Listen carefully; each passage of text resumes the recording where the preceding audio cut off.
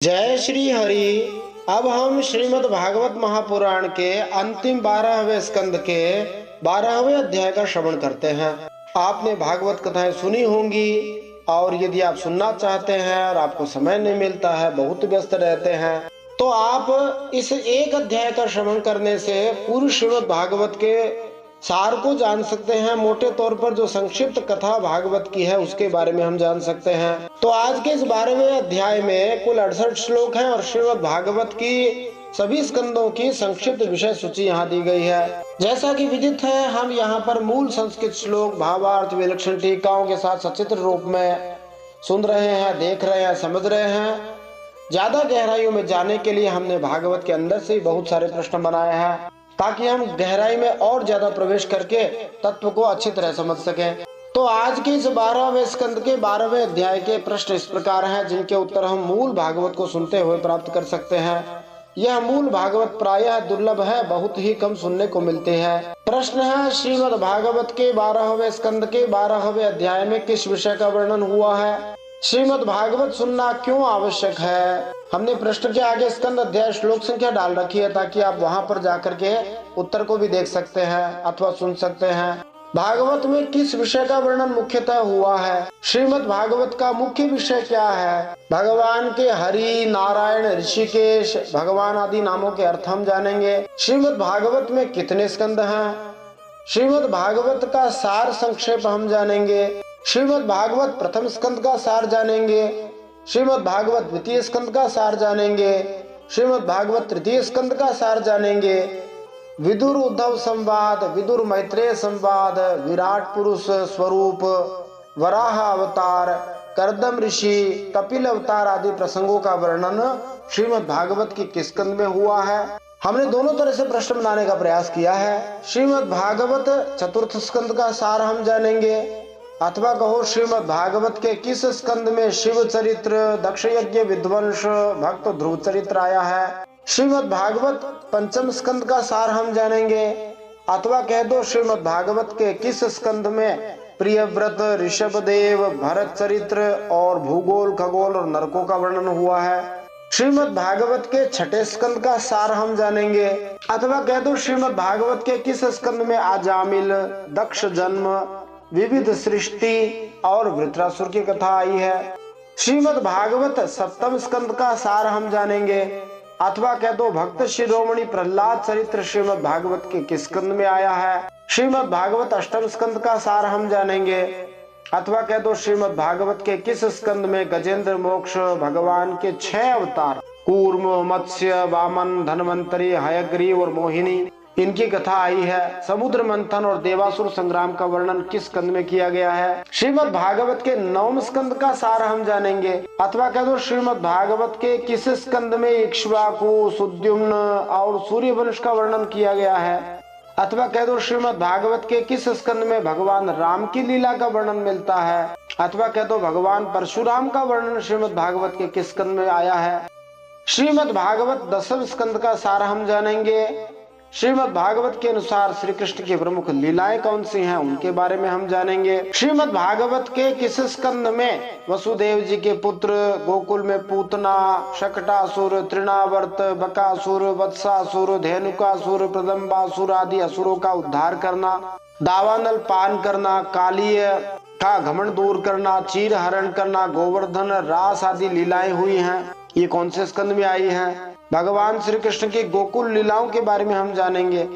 श्रीमद् भागवत के किस स्कंद में श्री कृष्ण की मथुरा लीलाएं आई हैं? जैसे मथुरा गमन प्रसंग है, कंस उद्धार है, सांदीपनि गुरु के पास जाना है, उद्धव जी, जरासंध, काल, यवन, इनके प्रसंग का श्रवण करेंगे। कहाँ पर आया है मतलब? श्रीमद् भागवत के किस स्कंद में श्री कृष्ण की द्वारका लीलाएं, जैसे द्वारका निर्माण, उनके 16,108 विवाह, बाणासुर और शिवजी से युद्ध, शिशुपाल पाउंडर को उद्धार आदि की गई है? श्रीमद् भागवत के एकादश स्कंद का सार हम जानेंगे, अथवा कहो श्रीमद् भागवत के किस स्कंद में यदुवंश संहार, उद्धव गीता और स्वधाम गमन आदि लीलाएं आई हैं? श्रीमद् भागवत के 12वें स्कंद का सार, जिसका अभी हम श्रवण कर रहे हैं, अथवा को श्रीमद् भागवत के किस स्कंद में कलयुग लक्षण, परीक्षित, देह त्याग, वेद शाखा, मार्कंडेय चरित और श्री हरि के अंग आदि का वर्णन हुआ है। श्री हरि नाम और गुणों के वर्णन की महिमा हम जानेंगे। भगवत अर्पण अनिवार्य, ये हम जानेंगे। श्री भगवान की अविचल स्मृति के बारे में हम जानेंगे। श्रीमद् भागवत सुनने के लाभ क्या हैं, अभी तक अब सुनते आए हैं, क्या लाभ होगा ये हम जानेंगे। श्रीमद् भागवत सुनने की विशेष स्थान के बारे में हम जानेंगे। और श्रीमद् भागवत में ही श्री हरि का प्रभुत तथा निरंतर यशगान किया गया है। और भागवत के अंतिम 12वें स्कंद के 12वें अध्याय का अंतिम प्रश्न 42वां प्रश्न श्री सुखदेव जी की प्रशंसा की गई है सूत जी द्वारा, उसके बारे में हम जानेंगे। आइए इन सब प्रश्नों के उत्तर जानने के लिए मूल श्रीमद् भागवत में प्रवेश करते हैं और आनंद लेते हैं। जय श्री हरि। नारायणं नमस्कृत्य नरं चैव नरोत्तमं देवीं सरस्वतीं व्यासं ततो जयमुदीरयेत्।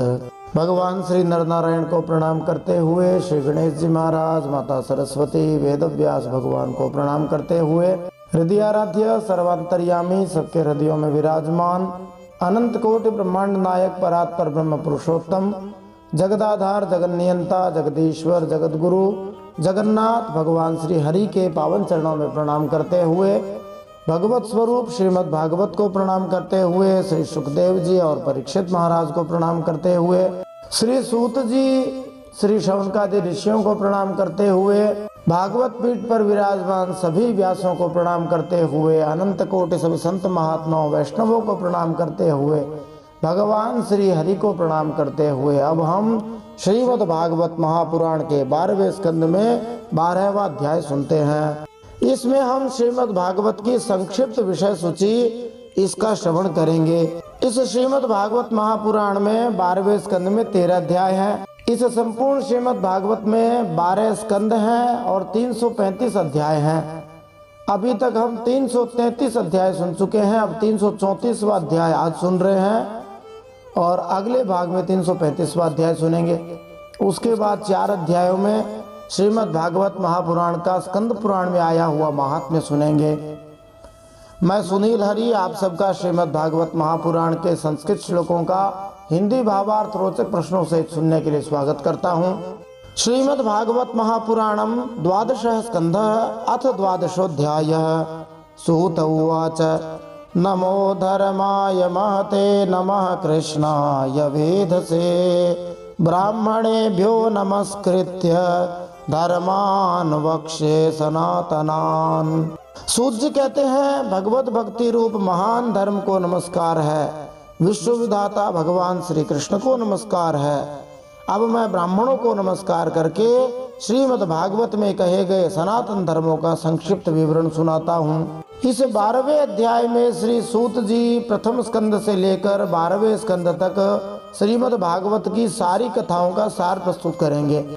जिसने अभी तक श्रीमद् भागवत कथा नहीं सुनी है वो केवल एक इस अध्याय को सुन ले तो उसे पूरी श्रीमद् भागवत का सार समझ में आ सकता है। परंतु श्रीमद् भागवत का एक एक श्लोक रस से भरा हुआ है, रसमय है, इसलिए यदि सुनने को मिल जाए तो पूरा सुनना चाहिए। और श्री हरि कृपा से हमने श्रीमद् भागवत के सभी श्लोकों का गायन किया है। एतद् वः कथितं विप्रा विष्णोश्चरितमद्भुतं भवद्भिर्यदहं पृष्ठो नराणां पुरुषोचितम्।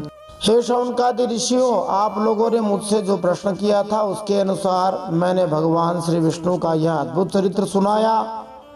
यह सभी मनुष्यों के श्रवण करने योग्य है, माने सभी को भगवान श्री विष्णु की कथा सुननी चाहिए। नराणाम पुरुषोचितम शब्द बताते हैं कि जो पुरुष और स्त्रियां आदर्श मानव जीवन को प्राप्त हैं वे श्री भगवान की महिमाओं का श्रवण और कीर्तन करते हैं, किंतु असभ्य लोगों को ईश विज्ञान में हरि भक्ति में कोई रुचि नहीं होती। अगले श्लोक में सूत जी कहते हैं कि श्री हरि ही सब कुछ है। अत्र संकीर्तितः साक्षात् सर्व पाप हरो हरि नारायणो ऋषिकेशो भगवान सात्वतां पति।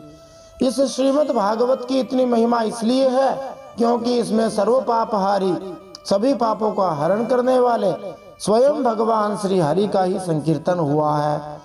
वे श्री हरि ही सबके हृदय में विराजमान हैं। वे श्री हरि ही सबकी इंद्रियों के स्वामी हैं, ऋषिकेश हैं और प्रेमी भक्तों के तो जीवन धन है। इसका तात्पर्य है कि भगवान श्री कृष्ण के अनेक पवित्र नाम हैं। उनके असामान्य दिव्य गुणों के सूचक हैं सभी नाम।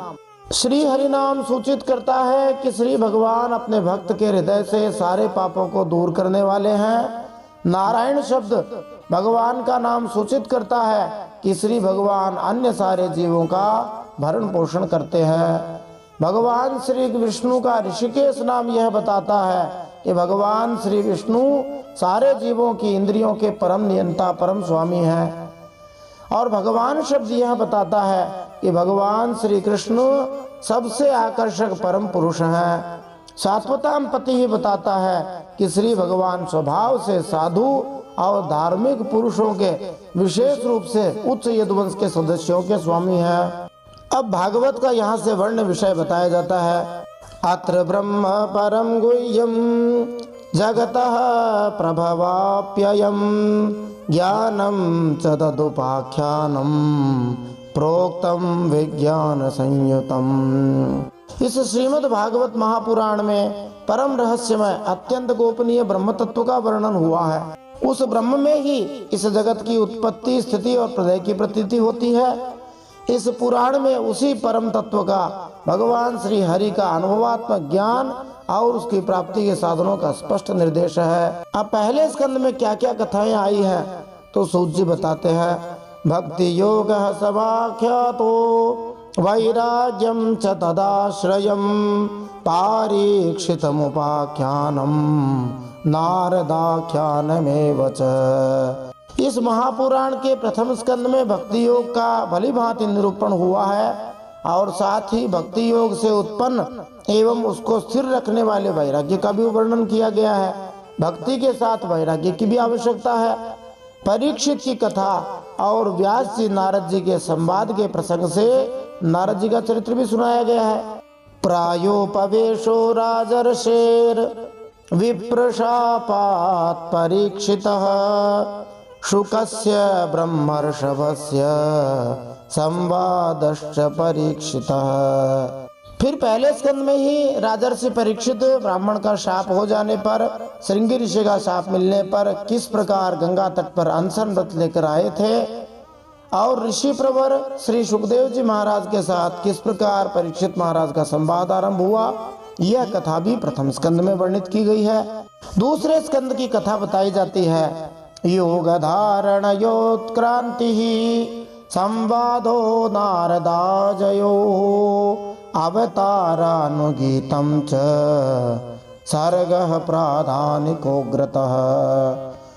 योग धारणा के द्वारा शरीर त्याग की विधि का वर्णन, ब्रह्मा जी और श्री नारद जी का संवाद, अवतारों की संक्षिप्त चर्चा की गई है ब्रह्मा जी द्वारा और महतत्व आदि के क्रम से प्राकृतिक सृष्टि की उत्पत्ति आदि विषयों का वर्णन द्वितीय स्कंद में हुआ है। श्री विश्वनाथ चक्रवर्ती ठाकुर बतलाते हैं कि श्रीमद् भागवतम में निहित विभिन्न विवरणों और विषयों की पूरी सूची प्रस्तुत कर पाना कठिन होगा, इसलिए ये समझना चाहिए कि सूत जी इन विषयों का केवल सारांश दे रहे हैं।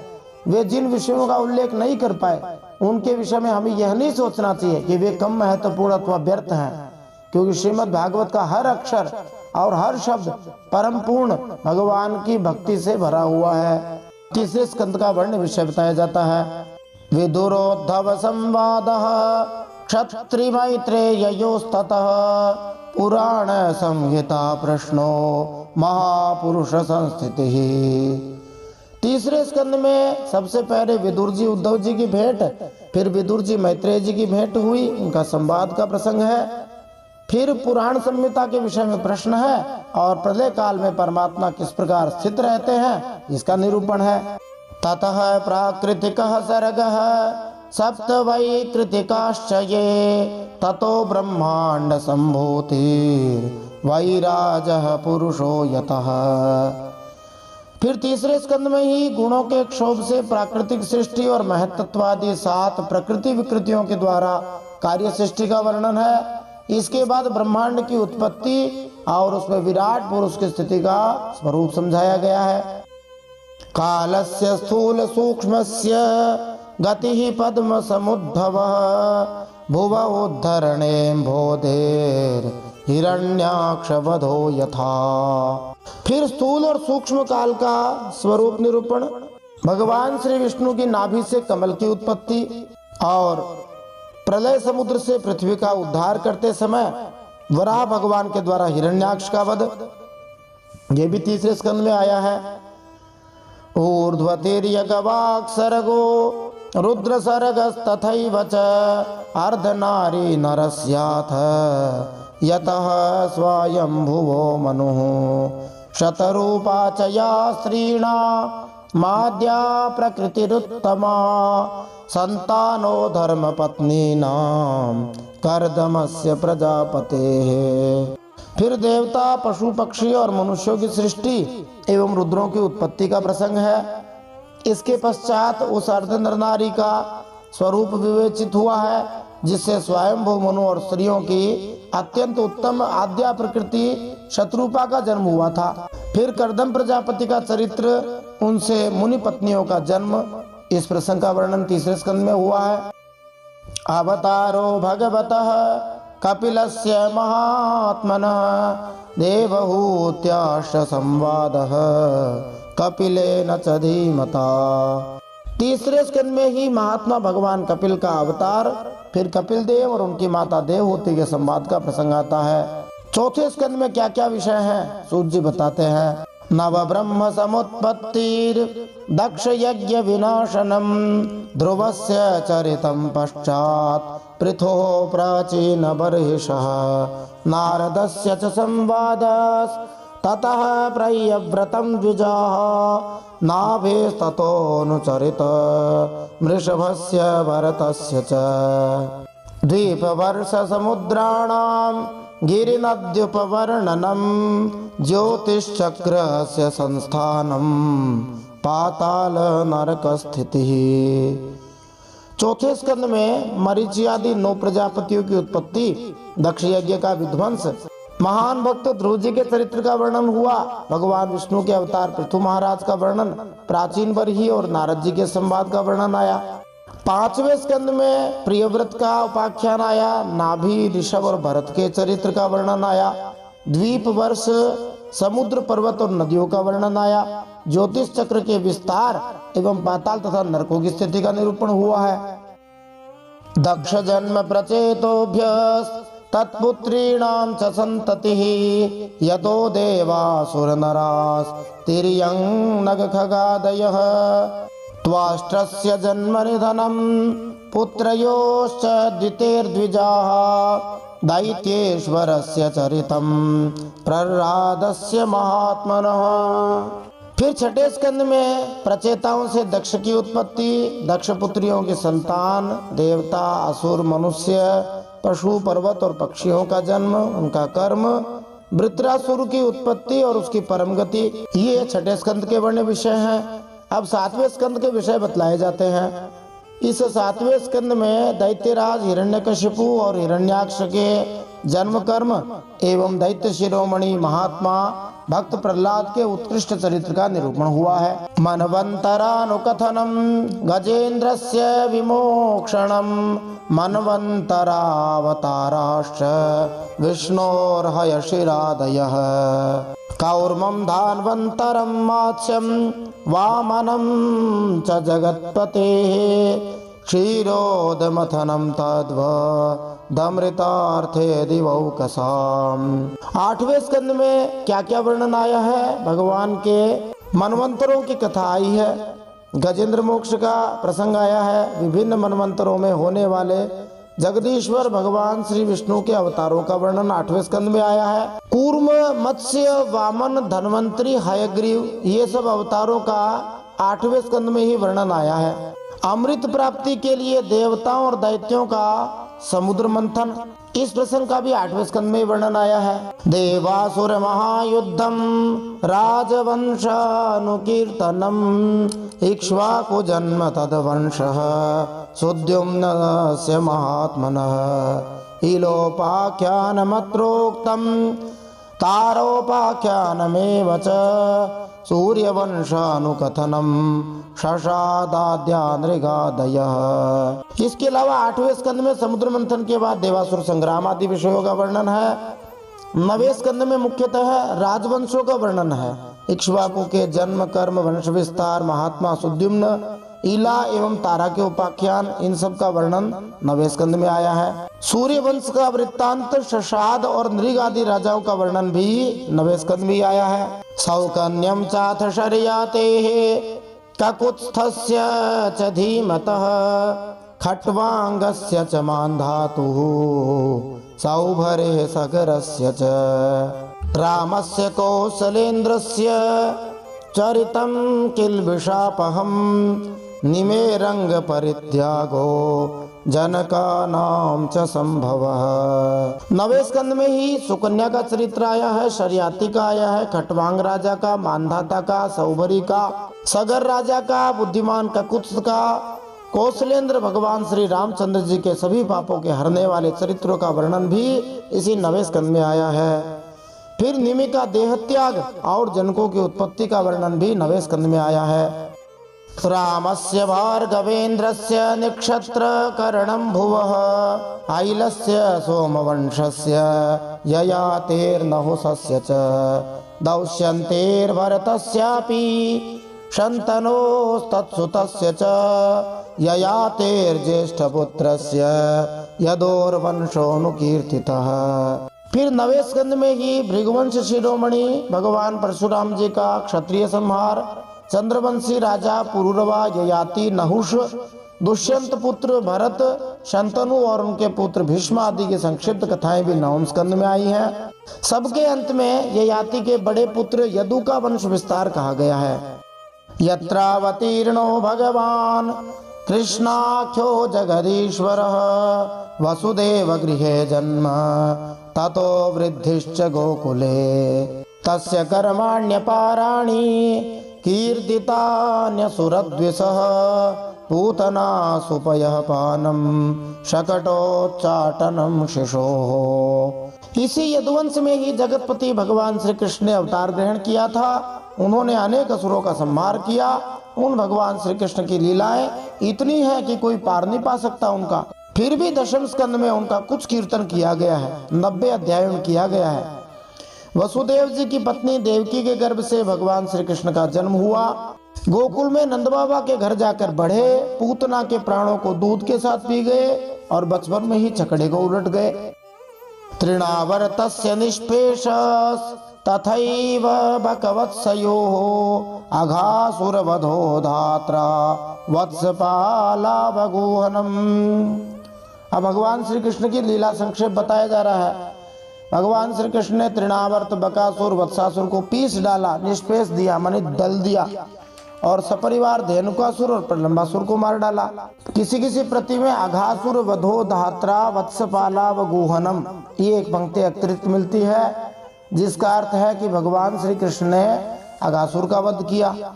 और ब्रह्मा जी द्वारा ग्वाल मित्रों का गुफा में छिपाए जाने की ब्रह्म विमोहन लीला का भी वर्णन आया है, परंतु गीता प्रेस से प्रकाशित श्रीमद् भागवत में यह लाइन नहीं दी है। भगवान की लीलाएं अनंत है। गोपानां च परित्राणं दावाग्ने परिसर्पतः दमनं कालियस्याहेर महाहेर नंदमोक्षणम्। दावानल से घिरे गोपों की भगवान ने रक्षा करी, कालिया नाग का दमन किया, अजगर से नंद बाबा को छुड़ाया। व्रतचर्या तो कन्यानाम यत्र तुष्टोच्युतो व्रतैः प्रसादो यज्ञ पत्नीभ्यो विप्राणाम चानुतापनम।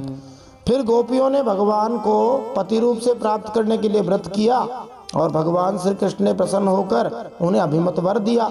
श्री भगवान ने यज्ञ पत्नियों पर कृपा करी, उनके पतियों ब्राह्मणों को बड़ा पश्चाताप हुआ। गोवर्धनोद्धारणं च शक्रस्य सुरभेरथ यज्ञाभिषेकं कृष्णस्य स्त्रीभिः क्रीडा च रात्रिषु। इसके अलावा 10वें स्कंद में भगवान श्री कृष्ण के गोवर्धन धारण की लीला आई। इंद्र और कामधेनु ने आकर भगवान का यज्ञाभिषेक किया। शरद ऋतु की रात्रियों में व्रत सुंदरियों के साथ भगवान श्री कृष्ण ने दिव्य रास क्रीड़ा की। शंखचूडस्य दुर्बुद्धेर वधोरिष्टस्य केशिनः अक्रूरागमनं पश्चात प्रस्थानं रामकृष्णयोः। दुष्ट शंखचूड़, अरिष्ट और केशी के वध की लीला हुई। फिर अक्रूर जी मथुरा से वृंदावन आए। उनके साथ भगवान श्री कृष्ण और बलराम जी ने मथुरा के लिए प्रस्थान किया। व्रज स्त्रीणाम विलापश्च मथुरालोकनम ततः गजमुष्टिक चाणूर कंसादीनां च यो वधः। जब भगवान श्री कृष्ण मथुरा जा रहे थे, व्रज सुंदरियों ने जो विलाप किया उसका वर्णन आता है। राम और श्याम ने मथुरा में जाकर वहां की सजावट देखी। कुवलिया पीठ हाथी मुष्टिक चाणूर का वध करने के बाद कंस का वध किया। मृतस्य नयनम सूनोः पुनः सांदीपनेर गुरोः मथुरायां निवसता यदुचक्रस्य यत्प्रियं कृतमुद्धव रामाभ्याम युतेन हरिणा द्विजाः। फिर सांदीपनी गुरु जी के यहाँ विद्याध्ययन करने के लिए भगवान गए। उनके मृत पुत्र को वापस लेकर आए। जिस समय भगवान श्री कृष्ण मथुरा में निवास कर रहे थे, उस समय भगवान ने उद्धव और बलराम जी के साथ यदुवंशियों का सब प्रकार से प्रिय और हित किया। जरासंध समानीत सैन्यस्य बहुशो वध घातनम यवनेन्द्रस्य कुशस्थल्या निवेशनम। जरासंध कई बार बड़ी बड़ी सेनाएं लेकर आया। भगवान ने उनका उद्धार करके पृथ्वी का भार हल्का किया। कालियवन को मुचकुंद से भस्म करा दिया। द्वारकापुरी, जिसका नाम यहाँ कुशस्थली दिया है, उसको बसाकर रातों रात सबको वहां पहुंचा दिया। आदानं पारिजातस्य सुधर्मायः सुरालयात् रुक्मिण्या हरणं युद्धे प्रमथ्य द्विषतो हरेः। स्वर्ग से कल्पवृक्ष एवं सुधर्मा सभा ले आए। भगवान ने दल के दल शत्रुओं को युद्ध में पराजित करके रुक्मिणी का हरण किया। हरस्य जृंभणं युद्धे बाणस्य भुजकृन्तनं प्राग्ज्योतिषपतिं हत्वा कन्यानां हरणं च यत्। फिर 10वें स्कंद में ही बाणासुर के साथ युद्ध के प्रसंग में महादेव जी पर ऐसा बाण छोड़ा श्री कृष्ण ने कि महादेव जी जम्भाई लेने लगे, उबासी लेने लगे और इधर बाणासुर की भुजाएं काट डाली। प्राग ज्योतिषपुर के स्वामी भौमासुर को मारकर 16,000 कन्याएं ग्रहण की। चैद्य पौंड्रकशाल्वानां दंतवक्त्रस्य दुर्मतेः शंबरो द्विविधः पीठो मुरः पंचजनादयः माहात्म्यं च वधस्तेषां वाराणस्याश्च दाहनं भारावतरणं भूमेर निमित्तीकृत्य पांडवान्। शिशुपाल, पौंड्रक, शाल्व, दुष्ट दंतवक्त्र, शंबरासुर, द्विविध पीठ, मूर, पंचजन आदि दैत्यों के बल पौरुष का वर्णन करके यह बात बतलाई गई कि भगवान ने उन्हें कैसे कैसे मारा। भगवान के चक्र ने, सुदर्शन चक्र ने काशी को जला दिया और फिर उन्होंने भारतीय युद्ध में पांडवों को निमित्त बनाकर महाभारत के युद्ध में पृथ्वी का बहुत बड़ा भार उतार दिया। इतनी कथाएं 10वें स्कंद में वर्णित हुई है। अब 11वें स्कंद में बताया जाता है विप्रशापापदेशेन संहारः स्वकुलस्य च उद्धवस्य च संवादो वासुदेवस्य च अद्भुतः। 11वें स्कंद में इस बात का वर्णन हुआ है कि भगवान ने ब्राह्मणों के शाप के बहाने किस प्रकार यदुवंश का संहार कराया। इस स्कंद में भगवान श्री कृष्ण और उद्धव जी का संवाद बड़ा ही अद्भुत है। यत्रात्म विद्या यखिला प्रोक्ता धर्म विनिर्णयः ततो मर्त्य परित्याग आत्मयोगानुभावतः। इस 11वें स्कंद में संपूर्ण आत्मज्ञान और धर्म निर्णय का निरूपण हुआ है। अंत में यह बात बताई गई है कि भगवान श्री कृष्ण ने अपने आत्मयोग के प्रभाव से किस प्रकार मर्त्यलोक का परित्याग किया। अब 12वें स्कंद में क्या आया है? युग लक्षण वृत्तिश्च कलौ नृणामुपप्लवः चतुर्विधश्च प्रलय उत्पत्ति त्रिविधा तथा। 12वें स्कंद में विभिन्न युगों के लक्षण बताए, उनमें रहने वाले लोगों के व्यवहार का वर्णन बताया, किस प्रकार कलयुग के लोग पूर्ण उत्पात मचाएंगे, और यह भी बतलाया गया कि कलयुग में मनुष्यों की गति विपरीत होगी। 4 प्रकार के प्रलय बताए, 3 प्रकार की उत्पत्ति का वर्णन भी इसी 12वें स्कंद में आया। देहत्यागश्च राजर्षेर् विष्णुरातस्य धीमतः शाखा प्रणयनमृषेर् मार्कण्डेयस्य सत्कथा महापुरुष विन्यासः सूर्यस्य जगदात्मनः। इसके बाद परम ज्ञानी राजर्षि परीक्षित के शरीर त्याग की बात कही गई है। फिर वेदों के शाखा विभाजन का प्रसंग आया है। मार्कंडेय जी की सुंदर कथा, भगवान के महापुरुषत्व का, अंग उपांगों का स्वरूप कथन आया। सबके अंत में विश्वात्मा भगवान श्री हरि के सूर्य रूप के गणों का वर्णन आया है। इति चोक्तम द्विजश्रेष्ठा यत्पृष्टोऽहमिहास्मि वः लीलावतार कर्माणि कीर्तितानि सर्वशः। आप लोगों ने इस सत्संग के अवसर पर मुझसे जो पूछा उसका वर्णन मैंने कर दिया। इसमें संदेह नहीं कि इस अवसर पर मैंने हर तरह से भगवान के लीला और उनके अवतार चरित्रों का ही कीर्तन किया है। भगवान के नाम की महिमा बताई जाती है। कैसे भी नाम ले, पतितः स्खलितश्चार्थः श्रुत्वा वा विवशो ब्रुवन् हरये नमः इत्योच्चैर्मुच्यते सर्वपातकात्। कोई मनुष्य गिरते पड़ते हरये नमः बोल जाए, फिसलते समय हरये नमः निकल जाए, दुख भोगते अथवा छींकते समय विवस्था से भी ऊंचे स्वर से बोल उठे हरये नमः, वह सब पापों से मुक्त हो जाता है। गोस्वामी तुलसीदास जी ने श्री रामचरितमानस बालकांड 119 नंबर दोहे में नाम महिमा के बारे में ऐसे ही कहा। विवसहु जासु नाम नर कहि जन्म अनेक रचित अगदहि सादर सुमिरन जे नर करहि भव बारिधि गोपदैव तरहि।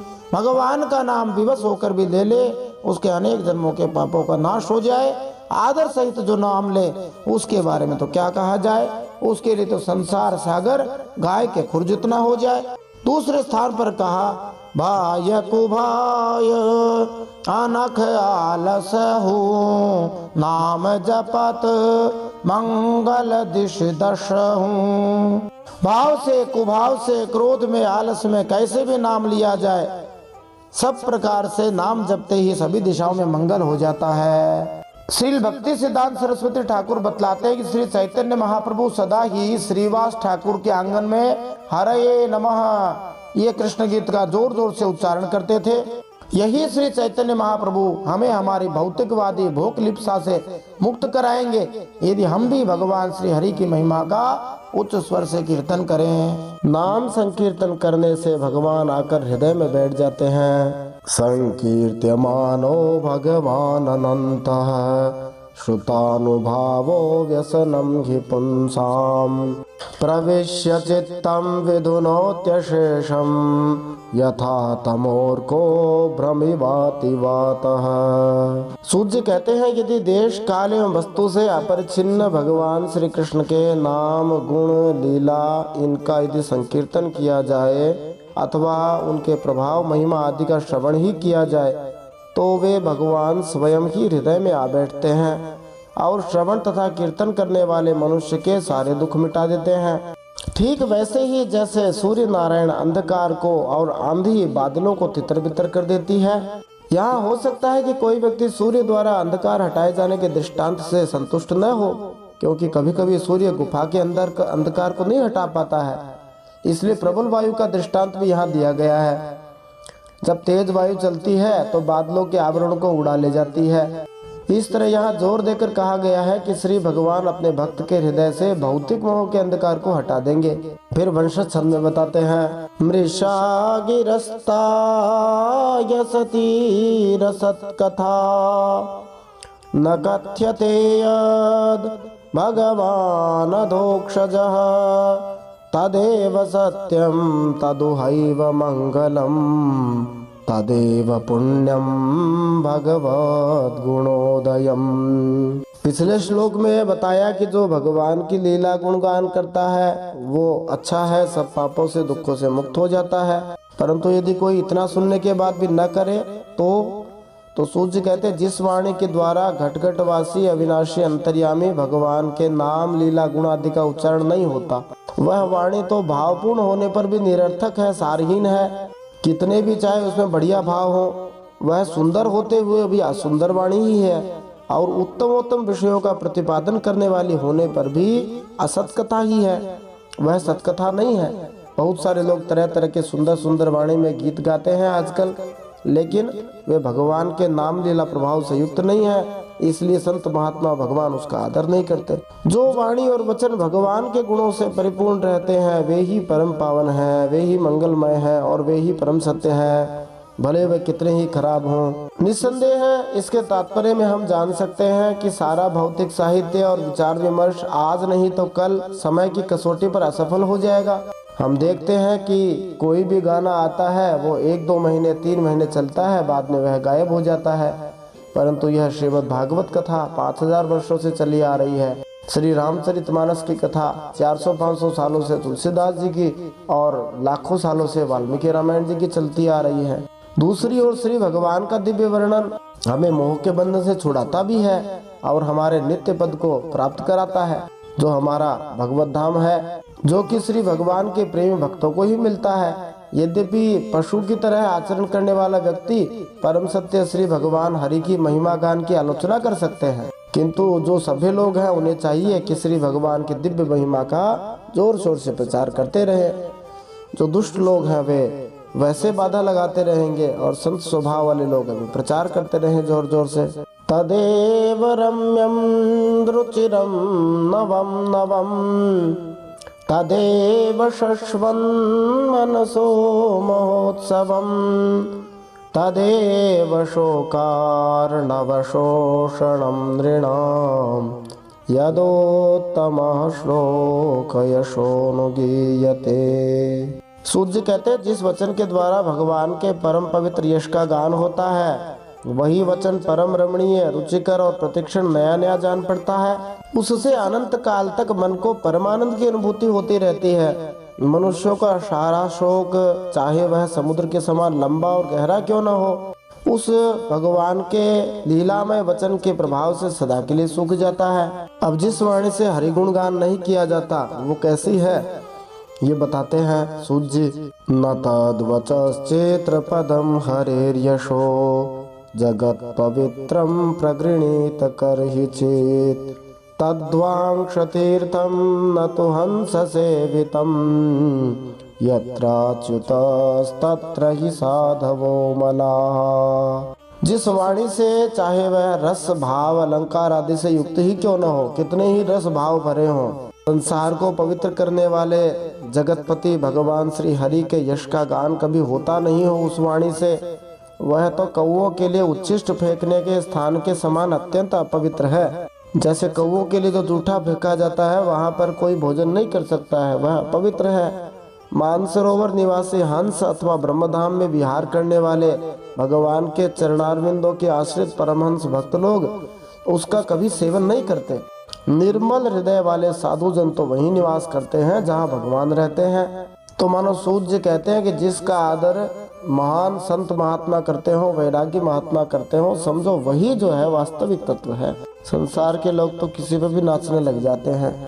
लगभग इस श्लोक के पूरे शब्द प्रथम स्कंद के 5वें अध्याय के 10वें श्लोक में कहे गए हैं और उसके अगले जो प्रथम स्कंद के 5वें अध्याय के 11वें श्लोक के जो शब्द हैं, भाव हैं, वे ही यहाँ 51वें श्लोक में कहे जा रहे हैं। सवाग विसर्गो जनताघ संप्लवो यस्मिन् प्रतिश्लोकमबध्यवत्यभि नामान्यनन्तस्य यशोऽङ्कितानि यत् शृण्वन्ति गायन्ति गृह्णन्ति साधवः। सूर्य कहते हैं देखो किसी में बहुत अच्छे गुण हो लेकिन संत महात्मा उसका आदर नहीं करते। इसके विपरीत किसी की रचना हो वो सुंदर भी ना हो और उसमें व्याकरण आदि की दृष्टि से अनेक दूषित शब्दों का प्रयोग किया गया हो, परंतु जिसके प्रत्येक श्लोक में श्री भगवान के सुयश का सूचक नाम की महिमा हो, उनकी लीला का गान किया गया हो, वह वाणी तो लोगों के सारे पापों का नाश करने वाली है। क्योंकि संत महात्मा ऐसे ही वाणी का श्रवण करते हैं, गान करते हैं और कीर्तन किया करते हैं। तो संत महात्मा जिन्हें संसार से कुछ लेना देना नहीं, महावैरागी परमहंस हैं, वे लोग जिस वाणी का आदर करते हैं, इसका मतलब उसमें बहुत विशेष बात है। इसलिए भगवान के लीला चरित्रों का गान करना चाहिए, उन्हें सुनते रहना चाहिए। नैष्कर्म्यमप्यच्युत भाव वर्जितम न शोभते ज्ञानमलं निरंजनम कुतः पुनः शश्वतभद्रमीश्वरे नयर्पितं कर्म यदप्यनुत्तमम्। वह निर्मल ज्ञान भी जो मोक्ष की प्राप्ति का साक्षात साधन है, यदि भगवान की भक्ति से रहित हो तो उसकी उतनी शोभा नहीं होती। ज्ञान तो बहुत है लेकिन भक्ति नहीं है। फिर जो कर्म भगवान को अर्पण नहीं किया गया है, वह चाहे कितना ही ऊंचा क्यों न हो, सर्वदा अमंगल रूप दुख देने वाला है। वह तो शोभन मनि वर्णीय हो ही कैसे सकता है। अब सूत जी कहते देखो कर्म और भक्ति का क्या क्या फल मिलता है। यशः श्रियामेव परिश्रमः परो वर्णाश्रमाचार तपः श्रुतादिषु अविस्मृतिः श्रीधर पाद पद्मयोर गुणानुवाद श्रवणादिभिर्हरे। सूर्य कहते हैं देखो वर्णाश्रम के अनुकूल आचरण करना, जो जिस वर्ण का है उसके अनुकूल आचरण करना, ठीक बात। तपस्या करना और क्या करना, अध्ययन आदि करना, इनके लिए बड़ा परिश्रम किया जाता है। तपस्या अध्ययन करना आसान काम नहीं है, खूब तपस्या करके खूब परिश्रम करके इनको किया जाता है। और उसका फल क्या मिलता है, केवल यश मिलता है अथवा लक्ष्मी की प्राप्ति हो जाएगी, पैसे मिल जाएंगे। लोग कहेंगे बहुत तपस्या करने वाले हैं, बहुत अध्ययन किया है, बहुत इन्होंने वर्णाश्रम का पालन किया है, जय जयकारे होंगे, खूब लक्ष्मी आएगी। परंतु भगवान के गुण लीला नाम आदि का श्रवण कीर्तन आदि तो उन भगवान के श्री चरणों की अविचल स्मृति प्रदान करता है। ये अंतर हो गया कर्म और भक्ति में। माने पूर्व श्लोक में जो बात कही गई है कि जो कर्म किया जाए वो यदि भगवान के अर्पित न किया जाए तब वह यश लक्ष्मी की प्राप्ति कराने वाला होगा, और एक प्रकार से मजदूरी दे करके वो भगवान पीछा छुड़ा लेंगे। परंतु भगवान के गुण लीला नाम आदि का श्रवण कीर्तन करने का फल क्या होगा, तो भगवान की अविचल स्मृति बन जाएगी। अब इसी अविचल स्मृति का आगे फल फिर एक श्लोक में बताते हैं सूत जी। अविस्मृति कृष्ण पदारविंदयोः क्षिणोत्य भद्राणि शमं तनोति च सत्वस्य शुद्धिं परमात्म भक्तिं ज्ञानम च विज्ञान विराग युक्तम। अच्छा, भगवान श्री कृष्ण के चरण कमलों की अविचल स्मृति सारे पाप ताप और अमंगलों को नष्ट कर देती है और परम शांति का विस्तार करती है। माने पाप ताप भी नष्ट होंगे और शांति भी मिल जाएगी। उसी के द्वारा अंतःकरण शुद्ध हो जाता है, भगवान की भक्ति प्राप्त होती है और परम वैराग्य से युक्त भगवान के स्वरूप का ज्ञान तथा अनुभव प्राप्त होता है। फिर सूत जी उपजाति छंदों में कहते हैं यूयम द्विजाग्र्या बत भूरि भागा यच्छाश्वदात्मान्यखिलात्मभूतं नारायणं देवमदेवमीश मजस्रभावा भजता विवेश्य। सूत जी कहते हैं हे शौनकादि ऋषियों, आप लोग बड़े भाग्यवान हैं, धन्य हैं, क्योंकि आप लोग बड़े प्रेम से निरंतर अपने हृदय में सर्वांतर्यामी सर्वात्मा सर्वशक्तिमान आदिदेव श्री हरि के जो सबके आराध्य देव हैं और स्वयं दूसरे आराध्य देव से रहित हैं, ऐसे भगवान श्री हरि भगवान को स्थापित करके भजन करते रहते हैं। माने सूत जी कहते हैं आप भजन कर रहे हो और जिसका भजन कर रहे हो वो सर्वशक्तिमान है, सर्वश्रेष्ठ है, सबके हृदयों में विराजमान है और सबके आराध्य देव वे ही हैं, उनके कोई आराध्य देव नहीं है। उनका भजन करिए, उसका मतलब आप सबसे ऊंची जो सत्ता है उसका भजन कर रहे हो। अब आपको किसी का भजन करने की आवश्यकता नहीं है। अहम च संस्मारित आत्मतत्वं श्रुतं पुरा मे परमर्षि वक्त्रात् प्रायोपवेशे नृपतेः परीक्षितः सदा श्रीषीणां महतां च शृण्वताम्। सूत जी कहते, जिस समय राजर्षि परीक्षित अनशन करके बड़े बड़े ऋषियों की भरी सभा में सबके सामने श्री सुखदेव जी महाराज से श्रीमद् भागवत की कथा सुन रहे थे, उस समय वहीं बैठकर मैंने भी उन्हीं परमर्षि के सुखदेव जी के मुख से इस आत्म तत्व का श्रवण किया था। आप लोगों ने उसका स्मरण कराकर मुझ पर बड़ा अनुग्रह किया है, मैं इसके लिए आप लोगों का बड़ा ऋणी हूँ। यद्यपि श्रीमद् भागवत महापुराण की कथा सुनने का क्या फल होगा ये हमने महात्म्य में सुना, लेकिन हम इसको पिछले लगभग 1 साल से ज्यादा समय से सुन रहे हैं। श्रीमद् भागवत कथा 1.25 साल से सुन रहे हैं। उसको सुनने के लाभ क्या होने वाले हैं उनके बारे में सूत जी बताते हैं। एतद्वः कथितं विप्राः कथनीयोरुकर्मणः माहात्म्यं वासुदेवस्य सर्वाशुभ विनाशनम। देखो, भगवान वासुदेव की एक एक लीला सर्वदा श्रवण कीर्तन करने योग्य है। कीर्तनीय है सदा हरि ही। ऐसा नहीं है कि एक बार भागवत कथा सुन ली रीतिश्री हो गई, और ऐसा भी नहीं कोई विशिष्ट लीला ही श्रवणीय हो। प्रत्येक लीला सदा सुनने योग्य है। मैंने तो इस प्रसंग में उन्हीं भगवान श्री हरि की महिमा का वर्णन किया है जो सारे अशुभ संस्कारों को धो बहाती है। य एवं श्रावये नित्यं यामक्षणमनन्यधीः श्लोकमेकं तदर्धं वा पादं पादार्धमेव वा श्रद्धावान् योऽनुशृणुयात् पुनात्यात्मानमेव सः। गीता प्रेस गोरखपुर से प्रकाशित श्रीमद् भागवत महापुराण में 2 पंक्तियां दी हैं श्रील प्रभुपाद जी द्वारा। श्रीमद् भागवत की जो व्याख्या की गई है भागवत संदेश, उसमें ये एक पंक्ति बीच में अतिरिक्त दी है, श्लोकम एकम तदर्धम वा पादम पादार्धम एव वा।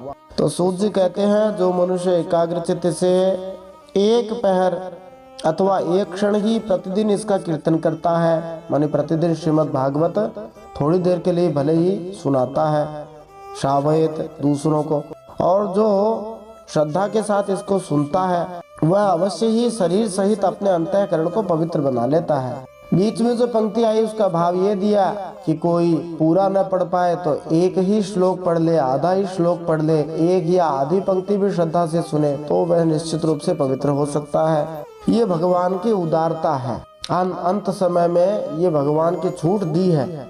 ये नहीं कहा कि इतना ही पढ़ना है, जितना ज्यादा पढ़ सके उतना लाभ है। एक एक जब श्लोक की इतनी महिमा है तो पूरी भागवत के श्लोक सुनने पढ़ने को मिल जाए तो समझो हमारा परम सौभाग्य है। और निस्संदेह श्री हरि कृपा के बिना इतना बड़ा महायज्ञ होना संभव नहीं है। 18,000 श्लोक श्री हरि कृपा से हम लोग सुन पाए हैं, लगभग 18,000 होने वाले हैं। भागवत जी सुनने के और क्या लाभ होंगे? द्वादश्याम एकादश्याम वा शृण्वन्नायुष्यवान् भवेत् पठत्यनश्नन् प्रयतस् ततो भवत्यपातकी। जो मनुष्य द्वादशी अथवा एकादशी के दिन इसको विशेष रूप से सुनता है वह दीर्घायु हो जाता है, लंबी आयु हो जाती है। और जो संयम पूर्वक निराहार रहकर पाठ करता है उसके पहले के पाप तो नष्ट हो ही जाते हैं, पाप की प्रवृत्ति भी नष्ट हो जाती है, आगे उसकी पाप करने की मंशा नहीं रहती। पुष्करे मथुरायां च द्वारवत्यां यतात्मवान् उपोष्य संहितामेतां पठित्वा मुच्यते भयात्।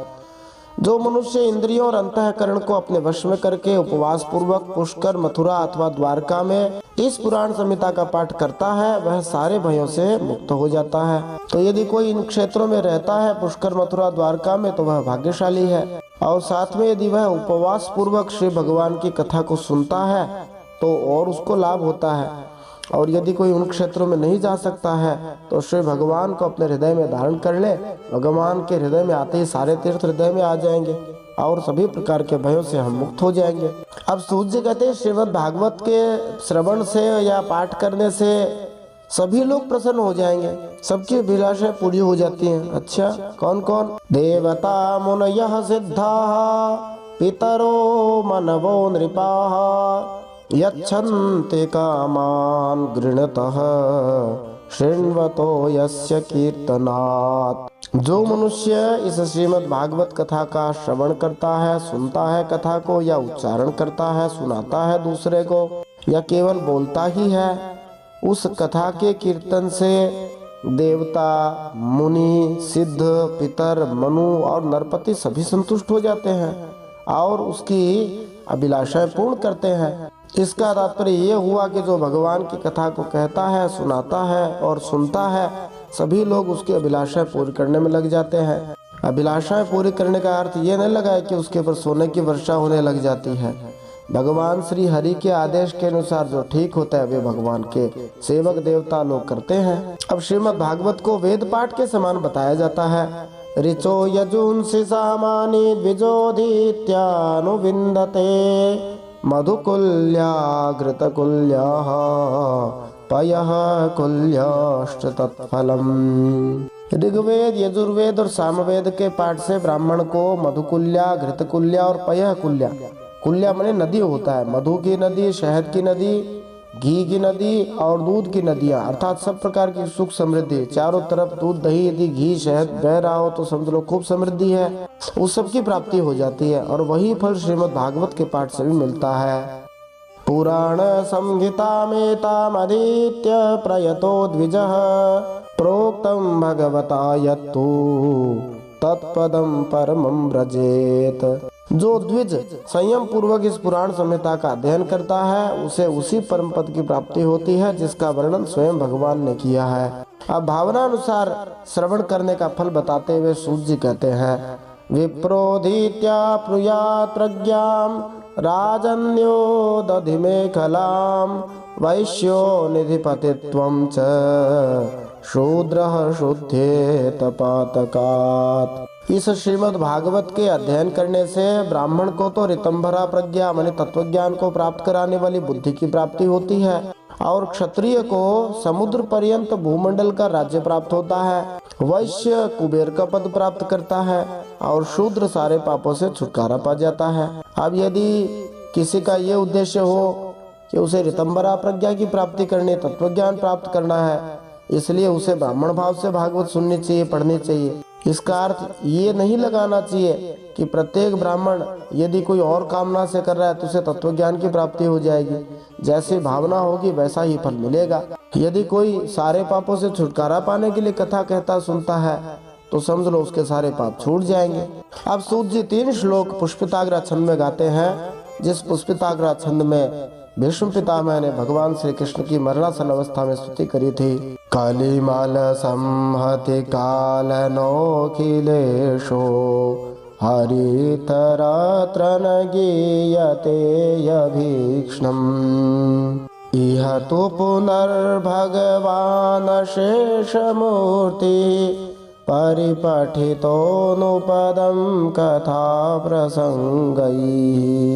सूत जी कहते हैं, देखो श्री भगवान हरि ही सबके स्वामी हैं और समूह के समूह कलिमलों को ध्वंस करने वाले हैं। जितने भी हमारे अंदर पाप भरे हुए कलयुग के, उन सब का नाश करने वाले श्री हरि ही हैं। यूं तो श्री हरि का वर्णन करने के लिए बहुत से पुराण हैं, परंतु उनमें सर्वत्र और निरंतर भगवान का वर्णन नहीं मिलता। दूसरे पुराणों में पदे पदे भगवान श्री हरि का ऐसा वर्णन नहीं आया है जैसा श्रीमद् भागवत में आया है। यहाँ तो प्रत्येक कथा, प्रत्येक प्रसंग, प्रत्येक श्लोक श्री हरि गुणगान से भरा पड़ा है। श्रीमद् भागवत महापुराण में तो प्रत्येक कथा प्रसंग में पद पद पर सर्वस्वरूप भगवान श्री हरि ही वर्णित हुए हैं, उन्हीं की लीला गुण का विस्तार हुआ है। इसलिए श्रीमद् भागवत महापुराण सभी पुराणों से दिव्य है, अलग है। तमहमजमनन्तमात्मतत्त्वं जगदुदय स्थिति संयमात्मशक्तिं द्युपातिभिराजशाक्रशंकराद्यैर्दूरवसितस्तवमच्युतं नतोऽस्मि। वे श्री हरि जन्म मृत्यु आदि विकारों से रहित हैं, न वे जन्मते हैं न मरते हैं। वे श्री हरि देश काल आदि विभाजनों से भी मुक्त हैं और स्वयं आत्म तत्व हैं, सबके हृदयों में विराजमान है, सर्वांतर्यामी है। वे श्री हरि ही इस जगत की उत्पत्ति करने वाले हैं, इसकी स्थिति रखने वाले हैं और प्रलय करने वाले हैं। सारी शक्तियां उन्हीं श्री हरि की स्वरूप भूत ही हैं, उनसे अलग नहीं है। ब्रह्मा जी, शिव जी, इंद्र आदि लोकपाल भी उन श्री हरि की स्तुति करना लेश मात्र भी नहीं जानते, तब हम उन श्री हरि की स्तुति कैसे कर सकते हैं। अर्थात वे अनंत हैं, इसलिए हम उनका गुणगान नहीं कर सकते, पूरा नहीं बता सकते कि वे भगवान कैसे हैं, क्या है, कहाँ रहते हैं, कितने बड़े हैं, कितनी उनकी शक्ति है, ये सब हम वर्णन नहीं कर सकते, कोई भी नहीं कर सकता। हम तो केवल इतना कर सकते हैं कि उन एक रस सच्चित आनंद स्वरूप भगवान श्री हरि को नमस्कार करते हैं, नमस्कार ही कर सकते हैं। वे श्री हरि हमारे नमस्कार करने से ही राजी हो जाए, रीझ जाए, तो ही हमारा कल्याण हो सकता है। हम उनको कुछ भी नहीं दे सकते। किसी पेट भरे हुए व्यक्ति को कुछ भी खिला दो, उसका मन राजी नहीं हो सकता। भगवान तो आत्मतृप्त है, आत्मकाम है, आत्माराम है, उन्हें कोई कैसे भी प्रसन्न नहीं कर सकता। वे तो केवल अपने कृपा से, अपने स्नेह से ही रीझ जाते हैं। गोस्वामी तुलसीदास जी ने कहा, रीजत राम स्नेह निसोते। भगवान तो केवल स्नेह के कारण ही प्रसन्न हो जाते हैं। वे श्री हरि हम पर कृपालु रहे। उन श्री हरि की कृपा से ही हम इस श्रीमद् भागवत कथा को पूरा सुन पा रहे हैं। उपाचित नवशक्ति भी स्वयात्मा न्युपरचित स्थिर जंगमालयाय भागवत उपलब्धि मात्र धामने सुर ऋषभाय नमः सनातनाय। जिन भगवान ने अपने स्वरूप में ही प्रकृति आदि नौ शक्तियों का संकल्प करके इस चराचर जगत की सृष्टि की है, और जो श्री हरि इसके अधिष्ठान रूप से स्थित है, तथा जिन श्री हरि का परम पद केवल अनुभूति स्वरूप है, उन्हीं देवताओं के आराध्य देव सनातन भगवान श्री हरि के चरणों में मैं नमस्कार करता हूँ। अब इस 12वें स्कंद के 12वें अध्याय का अंतिम श्लोक श्री सुखदेव जी की प्रशंसा सूत जी महाराज करते हैं, मालिनी छंद में गाते हैं। स्वसुख निभृत चेतास तद्व्युदास्तान्य भावो प्याजित रुचिर लीला कृष्ण सारस्तदीयम् व्यतनुत कृपया यस्तत्त्वदीपं पुराणम् तमखिल वृजिनघ्नं व्याससूनुं नतोऽस्मि। श्री सुखदेव जी महाराज अपने आत्मानंद में ही निमग्न रहते थे। इस अखंड अद्वैत स्थिति से उनकी भेद दृष्टि सर्वथा निवृत्त हो चुकी थी। फिर भी मुरली मनोहर श्याम सुंदर भगवान श्री हरि की मधुमयी मंगलमयी मनोहारिणी लीलाओं ने उन सुखदेव जी की वृत्तियों को अपनी ओर आकर्षित कर लिया। यद्यपि सुखदेव जी परम वैरागी, परंतु भगवान तो त्रिभुवन सुंदर है। और श्री सुखदेव जी ने जगत के सभी प्राणियों पर कृपा करके भगवत तत्व को प्रकाशित करने वाले इस महापुराण का विस्तार किया। यहाँ इस बात का उत्तर मिल गया कि सुखदेव जी जैसे वैरागियों को भगवान की कथा कहने की क्या आवश्यकता है। वे भगवान की कथा इसीलिए गाते रहते हैं जिससे सबका कल्याण हो जाए। वे अपने कृपा से ही, अपने करुणा भाव से ही भक्तों का, सभी लोगों का कल्याण करने के लिए ऐसी कथाएं कहते रहते हैं। सूत जी कहते हैं, मैं उन्हीं सर्व पापहारी व्यासनंदन भगवान श्री सुखदेव जी के चरणों में नमस्कार करता हूँ। निसंदेह श्री सुखदेव जी और उनकी परंपरा के अन्य महान आचार्यों को सादर नमस्कार किए बिना मनुष्य को श्रीमद् भागवत महापुराण के दिव्य अर्थ में गहरे बैठने का सुयोग्य अवसर प्राप्त नहीं हो सकता। इसलिए हम श्री सुखदेव जी को, श्री सूत जी महाराज को, सभी व्यासपीठ विराजमान संत महात्माओं को प्रणाम करते हैं और उन सभी के हृदय में विराजमान श्री हरि को प्रणाम करते हैं। बोलिए श्रीमद् भागवत महापुराण की जय। परम सत्य श्री हरि की जय। श्री सुखदेव जी महाराज की जय। श्री व्यास जी महाराज की जय। अब इसके बाद में इस श्रीमद् भागवत महापुराण का केवल एक ही अध्याय बाकी रहेगा। 13वें अध्याय के बाद श्रीमद् भागवत महापुराण की पूर्णाहुति हो जाएगी। इति श्रीमद् भागवते महापुराणे पारमहंस्यां संहितायां 12 स्कंधे 12 स्कंधार्थ निरूपणं नाम 12ोऽध्यायः। श्रीमन्नारायणार्पणमस्तु। इस अध्याय की पुष्पिका में 12 बढ़िया कॉम्बिनेशन आया है। इसका अर्थ हुआ इस प्रकार, श्रीमद् भागवत महापुराण परमहंसों की संहिता 12वें स्कंद में 12 स्कंदों का अर्थ निरूपण नामक 12वां अध्याय भगवान श्री नारायण के चरणों में समर्पित हो तो 12वां ही स्कंद है, और 12 स्कंदों का अर्थ निरूपण सार रूप में इसमें हुआ है, और ये 12वां ही अध्याय है भगवान श्री नारायण के चरणों में समर्पित हो। अब अगले अर्थात श्रीमद् भागवत महापुराण के अंतिम 12वें स्कंद के अंतिम अध्याय का श्रवण करेंगे, 13वें अध्याय का श्रवण करेंगे अगले भाग में, जिसमें हम विभिन्न पुराणों के श्लोक संख्या और श्रीमद् भागवत की महिमा के बारे में जानेंगे। हमने करीब करीब 3 साल के लगातार परिश्रम के बाद में यह पूरा करने का प्रयास किया है। श्री रामनवमी 2022 में हमने इसका आरंभ किया था, और संभवतः श्री रामनवमी 2025 में हम इसे पूरा करने का प्रयास कर रहे हैं। करीब करीब 3 वर्षों की बहुत परिश्रम के बाद में हजारों की संख्या में पृष्ठ पढ़े गए हैं, हजारों की संख्या में प्रश्न बनाए गए हैं। प्रत्येक अध्याय के पीछे करीब करीब 15 से 20 घंटे औसतन लगे हैं। ये भी हम अंदाजे से बता रहे हैं, कम ज्यादा भी हो सकते हैं।